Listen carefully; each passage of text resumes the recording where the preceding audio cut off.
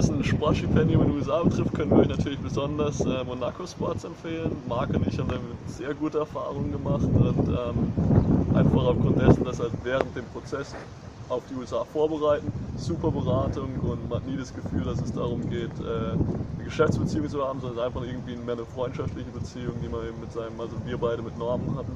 Sports hat uns außerdem dabei geholfen, das beste Angebot für uns persönlich zu finden, also sprich eine gute Kombination aus akademischem und sportlichem Faktor.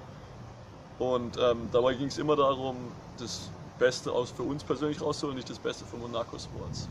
Außerdem haben wir beide auch über die Jahre festgestellt, dass Monaco Sports echt gut vernetzt ist hier in den USA. Also wir haben schon ein paar Mal mit Coaches gesprochen, die dann meinten, nachher Monaco Sports sind super Leute, mit denen man auch als Coach gut zusammenarbeiten kann.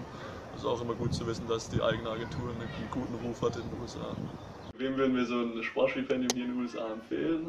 Was Fußball betrifft, was wir beide natürlich hier spielen, einfach Leute, die merken nach der Jugend, dass es der Schritt in bezahlten Fußball einfach noch zu groß ist, mal gerne studieren möchte und da das ja beides in Deutschland zu kombinieren sehr schwierig ist, ist es hier die perfekte Lösung, sprich man kann Fußball auf einem sehr, sehr hohen Niveau mit sehr professionellen Bedingungen spielen, aber in der gleichen Zeit auch noch einen Bachelorabschluss in einem Fach, das man möchte, machen. Dank der Hilfe von Norm bzw. Monaco Sports war ich in der Lage, ein Fußballstipendium am Hastings College hier zu bekommen. Sie standen mir jeden Tag und Nacht zu jeder Uhrzeit immer zur Verfügung, falls ich Fragen hatte.